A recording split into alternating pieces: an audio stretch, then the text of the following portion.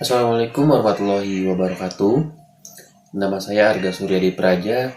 Saya dari Program Studi Manajemen Universitas Nusa Putra. Saya di sini akan menjelaskan mengenai materi apa itu reksadana, kelebihan dan kekurangan reksadana, dan juga bagaimana cara membeli reksadana.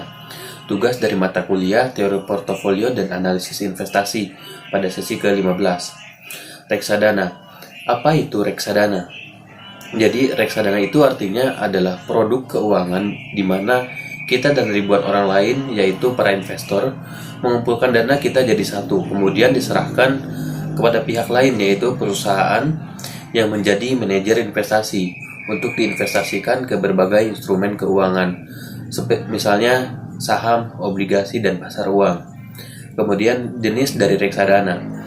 Di Indonesia biasanya ada 4 jenis reksadana yang bisa ditemui. Yang pertama, reksadana pasar uang.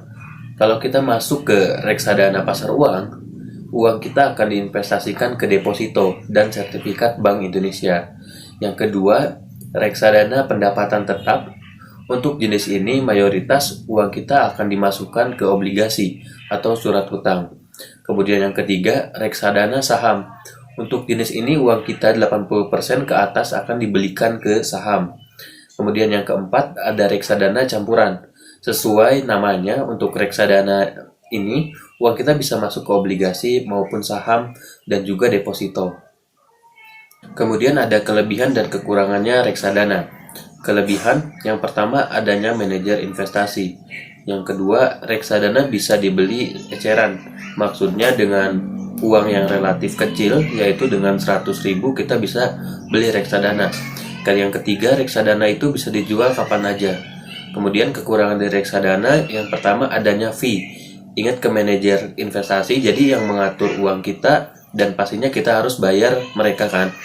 Nah, kemudian yang kedua, kinerja dari manajer investasi. Karena bisa juga saat manajer investasi yang kita pilih tidak menghasilkan kinerja yang tidak diinginkan. Kemudian NAB belum settle. Pada saat transaksi NAB itu adalah harga reksadana yang kita lihat di daftar reksadana atau menu dari reksadana. Kemudian mengenai risiko dari reksadana. Untuk reksadana pasar uang, ini yang resikonya paling kecil karena uang kita akan masuk ke deposito. Maka keuntungannya juga tiap tahun ya mirip-mirip dengan deposito. Resikonya adalah kalau tiba-tiba ekonomi Indonesia hancur, kita punya deposito itu masih dijamin oleh LPF.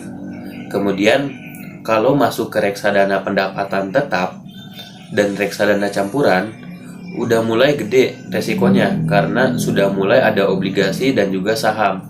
Berarti mulai adanya resiko penurunan harga. Kemudian yang terakhir, reksadana saham.